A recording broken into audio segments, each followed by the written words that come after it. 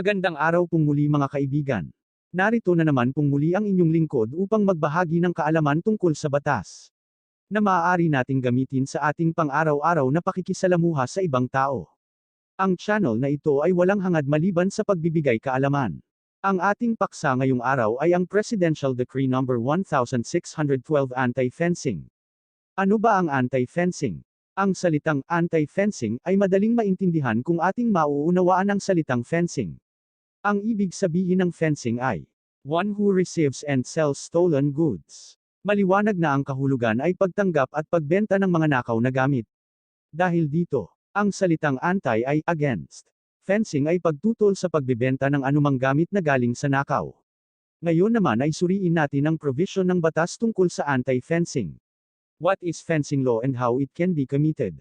Fencing is the act of any person who, with intent to gain for himself or for another, shall buy, receive, possess, keep, acquire, conceal, sell or dispose of, or shall buy and sell, or in any other manner deal in any article, item, object or anything of value which he knows, or should be known to him, to have been derived from the proceeds of the crime of robbery or theft.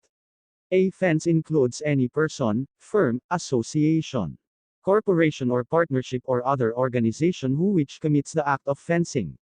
Isa-isahin natin. Act of any person who, with intent to gain for himself or for another. Ito ang motibo ng fencing. Ang makinabang. Hindi masama ang makinabang. Subalit dapat ay sa malinis na pamamaraan. Shall buy, receive, possess, keep, acquire, conceal, sell or dispose of, or shall buy and sell, or in any other manner deal in any article, item, object or anything of value which he knows, or should be known to him. Ikalawang punto ay mga salitang receive, hindi mo binili. Basta tinanggap mo lang pwede ka ng kasuhan. Kaya ingat sa pagtanggap. Possess, keep, acquire. Basta nagkaroon ka lang, yari ka pa rin. Conceal, itinago mo ang item, qualified ka na. Sell or dispose of, buy and sell. Dito tayo madalas mayari. To have been derived from the proceeds of the crime of robbery or theft. Ikatlo, dito nakasaad na kahit pera ang tinanggap mo, as long as it derives from robbery or theft is also an anti-fencing. Tanong, hindi ko naman kilala yung nagbenta sa akin. At higit sa lahat hindi ko alam na galing sa nakaw yung ibinibenta sa akin. Makakasuhan ba ako ng anti-fencing kahit ganon ang sitwasyon? Sagot, opo. Sang-ayon sa provision ng anti-fencing law, dalawa ang ipinagpapalagay ng batas na ito. Una, which he knows. Eto alam niya na galing sa nakaw. Pangalawa, should be known to him. Eto naman hindi niya alam. Should be known to him. Meaning, o sa Tagalog ay, dapat maipaalam sa kanya.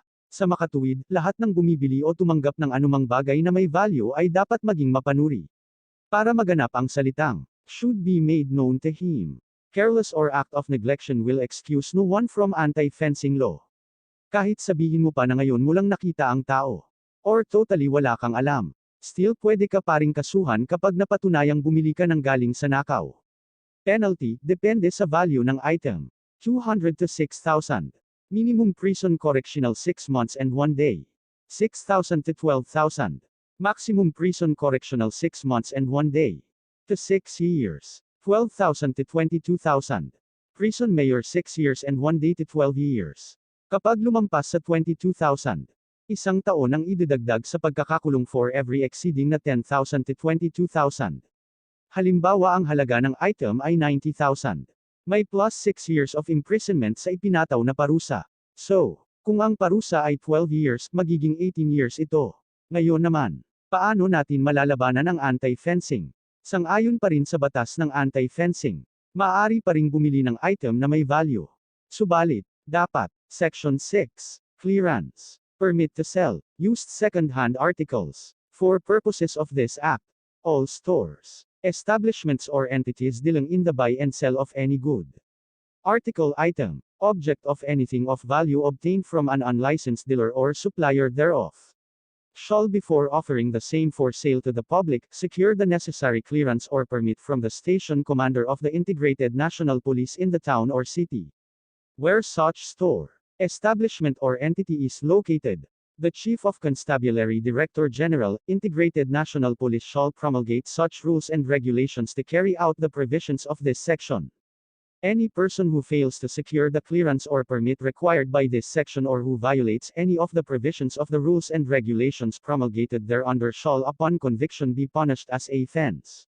Ayan, maliwang na maliwanag. Kapag nakabili ka ng item o goods, huwag muna ibebenta kaagad. Pupunta ka muna sa nearest na presinto na nakakasakop sa area mo at hihingi ka ng clearance to sell.